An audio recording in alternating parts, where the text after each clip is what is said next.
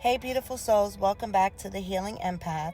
Today's topic is very powerful and a little bit personal. And we are going to talk about the unhealthy and unhealed empaths, as always, and how we are not lazy, okay? And how unhealthy or unhealed empaths are more overloaded than anything. So just briefly, when our nervous system is overwhelmed and when we're absorbing too much energy or stress, and when it keeps hitting us over and over and over again, we don't just shut down because we don't care. We shut down because our body literally malfunctions. And I'm going to say that one more time. We shut down because our body literally malfunctions. And today I want to explain exactly why this happens. And I'm probably also going to share just a very small personal example from my own life. But before we get into that, I did take some notes. So if you hear me flicking pages, just know it's me and my notes that I printed out. And before we get into anything, please make sure that you guys subscribe to my YouTube channel. And don't forget to like it at the end of the video if you feel called to. And and drop a comment, or if you have anything to share, you're more than welcome to share it in the comment section. All right, so let's get into it. What happens to an unhealed empath under stress? So what I observe between us unhealed empaths is that we are wired completely different than a healed empath, or people that are less empathic or maybe not empathic in this world. We're wired completely different as an unhealed or unhealthy empath. So we're not even wired the same as a healed empath. Okay, so I think I'm overstressing it in each video, so we have to understand the concept. Like, a lot of us walk around and say we're empaths, but we can't just say empath, because then it's like we lump all of us in one little pot. In reality, we are not. You can't lump an empath in one pot, because an empath can be a healed empath or an empath that grew up being, phenomenal, where they have this great energy. They know how to regulate their emotions. They know how to interact with others without absorbing anything. They know what's theirs, they know what's not theirs. Or someone that became an unhealed empath into a healed empath. A healed empath from an unhealed empath may still be hyper aware to things, but they also learned how to regulate and to do all those things.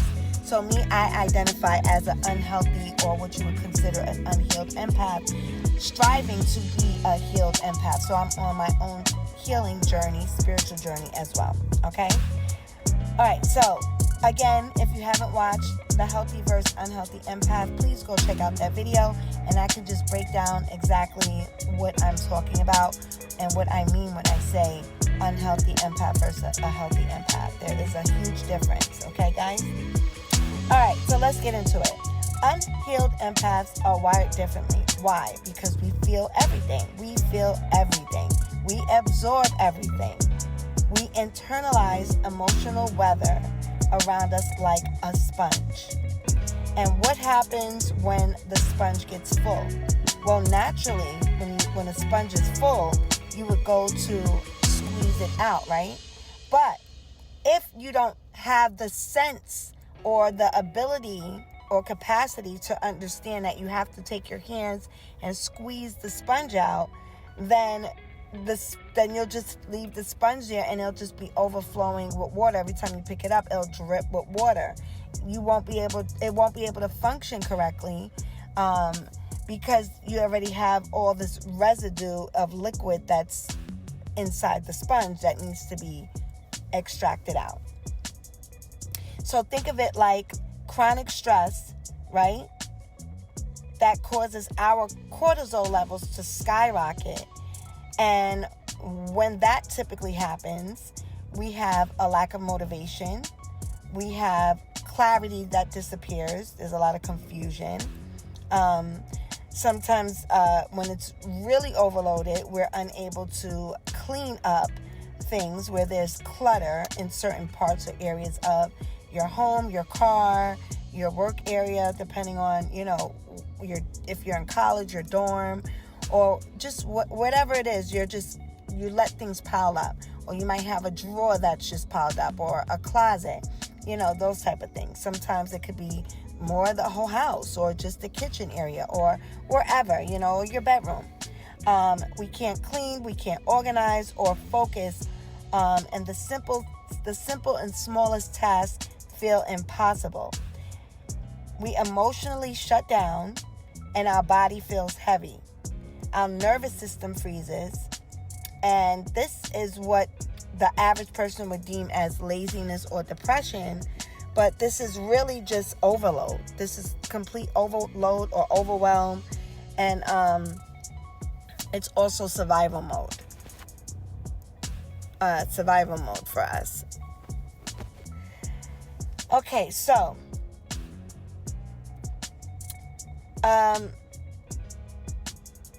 before I get into the next example, when it comes to this chronic stress, I also want to say that cortisol levels also can and push up it can make you hold a lot of water in your body. It can cause a lot of inflammation. And then that appears to where you're inflamed sometimes in your face, in your hands, in your in your face, in your hands, and all those things. So cortisol levels tend to skyrocket, and then sometimes also it can cause you to lose weight. So you can either gain weight or lose weight. I didn't put that in my note, but I just want to note that that's also what happens when your cortisol levels skyrocket. Also hair loss, all kind of stuff.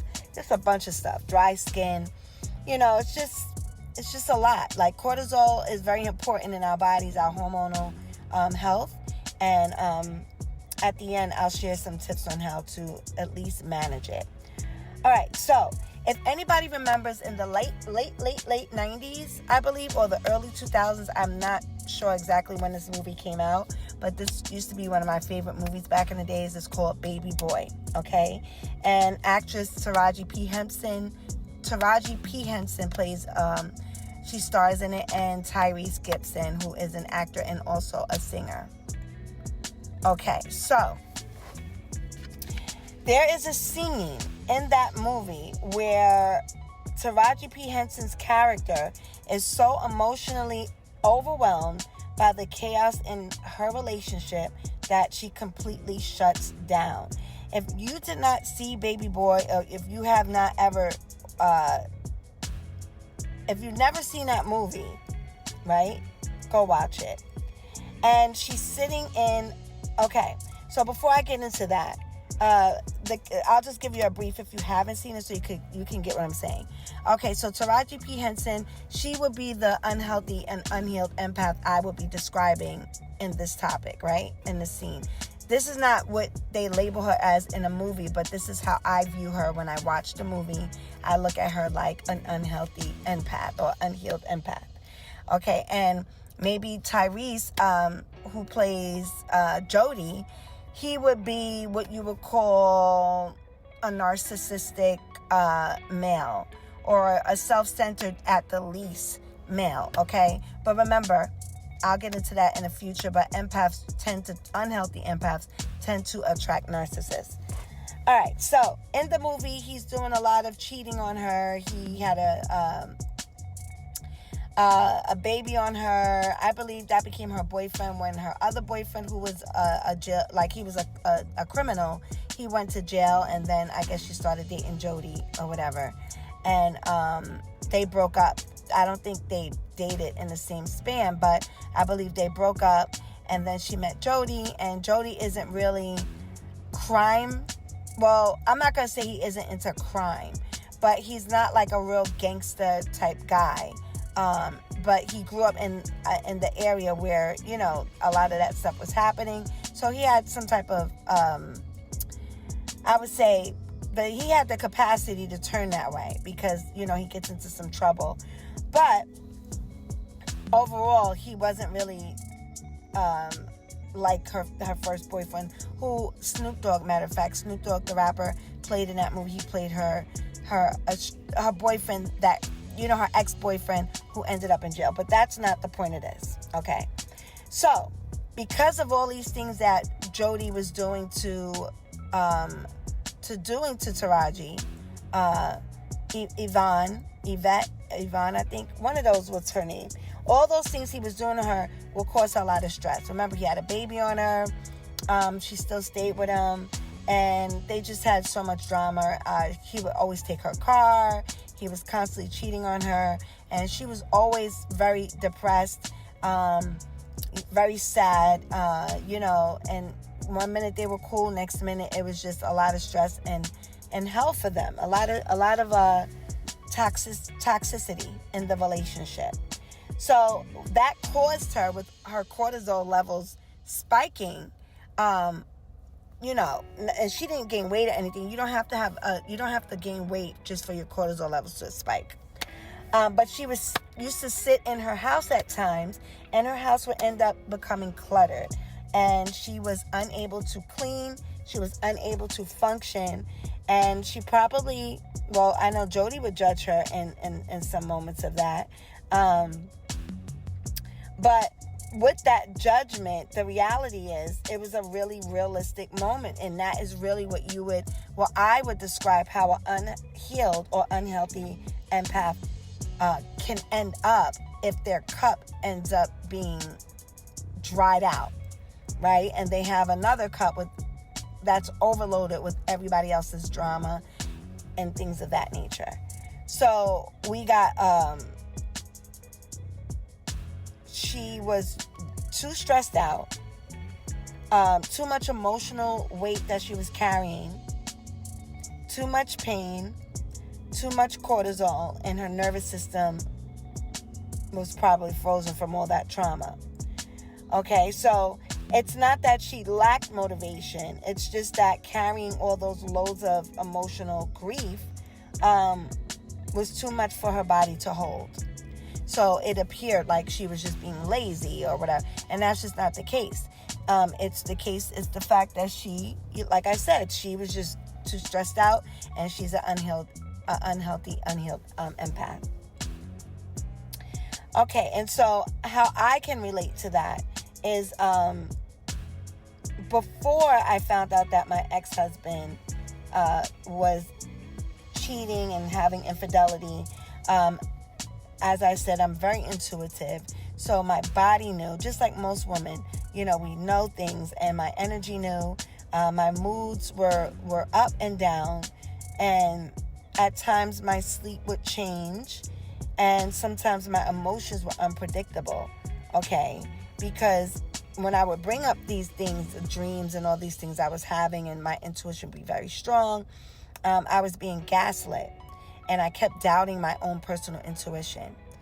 Okay, so in the midst of this time, and this happened in other situations too, and for me as a child, where my house in certain areas would end up being cluttered, and I wasn't able to function. The desire to do, I knew I needed to do it, but I was just so overwhelmed with this depression and this grief that I was feeling inside and feeling stuck in my body, that I would leave the things undone. I wouldn't organize in the timely manner that I knew I needed to do it, because one minute, you know, I was ready to do things, next minute I wasn't. Or I'm finishing my projects, one minute I'm all excited to do it, next minute I'm not. And it feels like you're paralyzed under stress. And it's not a laziness, right? It's your nervous system is screaming, like mine was, at me, saying, hello, something is wrong here. You know, my nervous system is literally shaking me, telling me something is wrong. Okay? And as an unhealed empath, we often feel the truth before we actually know it. Okay? We sense the betrayal. We sense the emotional shifts in our partners, or if someone's lying to us, or if this is anything, something's off. It doesn't necessarily have to be cheating. It could be anything. We sense lies, and when we're gaslit, it starts to break us down inside, just like anyone, because it's like you know the truth, and then someone's making you feel like it's not that, you're just this way. And then when that gets unraveled, you look at that person as very in a negative light, because that entire time you knew you were right. They knew you were right, but they chose to gaslight you instead of telling you the truth. Okay, so let's move on. How childhood stress creates unhealthy adult empaths. Okay, so when you grow up in a high stress home, it shapes us, right? So for me, my mother would constantly yell and scream at me. And what that did was create years of emotional instability, right? So at 16 years old, I'll never forget it. Something in me just broke.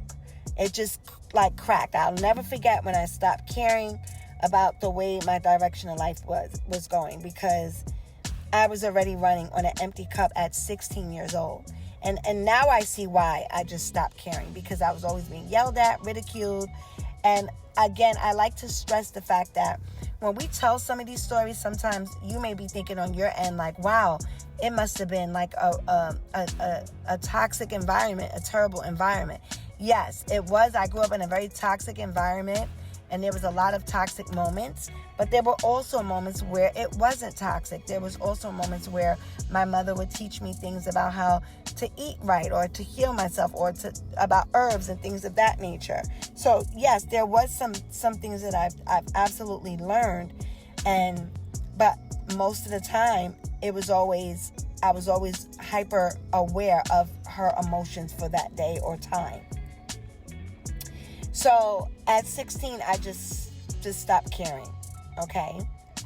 And that childhood dysregulation followed me into teenage years and adulthood, with failed relationships, a lot of people pleasing, emotional burnout, and just completely shutting down under stress, losing motivation, and collapsing instead of confronting my unhealed parts.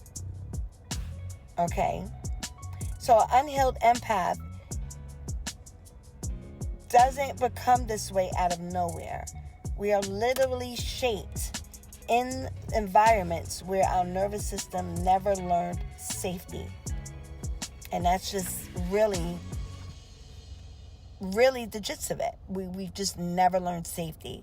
And if you can identify with me as an empath, or if you've become a healed empath and you remember being in this state or experiencing this, my heart goes out to you as well. And also remember, unhealed empath necessarily doesn't mean you only became unhealed because you came up in a toxic environment. I also told you that in other videos that you can be an empath, an unhealed one, when you lose something. There's some type of grief based around in your life that was a traumatizing feeling for you. So you're hyper aware of different things than maybe somebody that grew up like me in a toxic environment. But, we also have a lot of things in common. Okay, so removing the source of stress. So I didn't want to just make this video and just only talk about the things that unhealed empaths have experienced around a lack of motivation, or just malfunctioning, or not being able to function in parts of your life, right? I didn't want to just talk about that. I wanted to also give you guys some tips on how to remove the source of stress from your life, along with the gym tips and some natural things that you can do for stress. Okay, so here is the big truth. You can take all the herbs, you can meditate, you can do your breath work. But if you're still around the person who is draining you, you will not heal, okay? So before I give you these tips, just remember, if you're around these people, if you're around a toxic mother, a toxic father, a toxic aunt, uncle, family member, grandmother, grandfather, siblings, cousins, whoever that is close to you in your family dynamic, you're not going to heal. I'm going to tell you that flat out. You will not heal if you're still around the people who are draining you. You're not going to heal. Okay? So sometimes the most powerful act of self-love and having self-love and removing that self-abandonment is walking away from those people that are breaking you down. And when I finally left the environment that was emotionally breaking me, I slowly started to come back to myself. But because I have like PTSD and a lot of other things that I've dealt with, it's taking a very long time. And just be aware, like, healing is not overnight for everyone. Sometimes, especially if you're healing and you're on your own spiritual journey, it's like a double whammy where God is calling you to be isolated, or just things are like quickly shifting in your life. It is not easy. So some people think, oh, healing is a year, healing is 6 months, healing is 8. The longer you've been traumatized, you might have to heal for the rest of your life. You might have to do activities and work for the rest of your life because of the trauma that you've experienced that was trauma in your DNA. Okay? Now, God is a miracle worker. Now, I'm not saying that you will still feel uncomfortable for the rest of your life, but I'm going to stand on this. You always have to continue your healing, continue your practices, continue staying close to God, continue doing the right thing for yourself and taking care of yourself so you can stay in a higher energy, a higher vibrational energy, and you can move forward in your daily activities in your life. Because if you stop doing the work and then you start being around the same people that hurt you and you feel like you're healed, you're going to get right back into it. Or you start attracting, or you start still staying around people that drain you. It's going to not work. You have to do the work in order for you to overcome the things that you've experienced in your childhood as an unhealthy empath. So again, like I said, when I finally left the environment that was emotionally breaking me, I slowly started to come back to myself. My motivation returned. My clarity came back. My home started to feel peaceful again. And my body calmed down. My intuition grew stronger. So remember, sometimes healing isn't addition. It's also subtraction. Okay.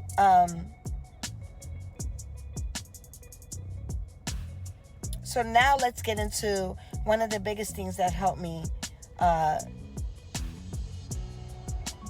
get in a better state of mind. Okay. And that is when I started to get back into the gym, and I fasted as well. Okay. But the gym helps because it burns off your stress hormones. It grounds your body. It moves your stuck emotions that's just sitting in your body. You know how like some people are constipated? That's how your energy is when your emotions are stuck. It's like you're emotionally constipated, right? It moves that when you go to the gym. It helps regulate your cortisol levels and removes the inflammation, right? It gives you structure and routine, and it rebuilds your confidence. It also retrains your nervous system to feel strong instead of feeling powerless. So exercise is one of the fastest ways to reset an overwhelmed empathic system. And that is exercise, okay? The next thing I did was fast, and I fasted while using some herbs and which is a natural support for stress and any other things that, you may want to use your herbal herbs for. Okay. And before I get into these herbs, It's just some natural, it's a natural, they're natural herbs that support us for stress. This is not a medical advice. This is just wellness information. And by the way, I am a certified wellness coach. So, yes, just to let you know, I am a wellness coach. So you can definitely use some of these things because they're online. They're available to you. But remember, if you are dealing with any medications that you are taking, do your research on if these herbs will contradict what your medication is going to do for you. And if you are in close proximity of a doctor, meaning that you maybe had any surgeries on your heart, or you are constantly in a doctor in and out, and you have alignments, then you don't want to take anything until you talk to your doctor to make sure. But before you even talk to your doctor, do the research first. Don't just go to your doctor like, hey, is this, go to your doctor with the research that you formed, and then ask your doctor what they think. Okay? And this is, again, if you're taking medications or any pills, make sure you're not allergic to things. Just know your body. But if you are free from all of those things, you're not in proximity of a doctor, which means that you may go to a doctor once a year just for a regular checkup, or you are more into self-care for yourself, then, you probably wouldn't have a problem with taking these, or you probably already know about them. Okay, so the first one is ashwagandha. And I'm going to say it again. It's called ashwagandha. Okay? It's great, and it's a great herb for stress support, and it calms the nervous system. It's in a lot of products that are stress reducing, like the Calm powder and many other things that you can find online. Rhodiola, which helps with emotional fatigue. I have not taken or drank rhodiola, but I am going to try it. The next one, I love ashwagandha though. I love it. I have some supplements I'm going to take today. The next one is holy basil, which can also be known as tulsi. Okay? And that supports balance and clarity. Lemon balm, which soothes an overwhelmed nervous system. I had some lemon balm growing in my yard, sidebar, and someone stole it. But yeah, lemon balm is also a great herb that you can drink as a tea, or put in your food or whatever. It soothes an overwhelmed nervous system.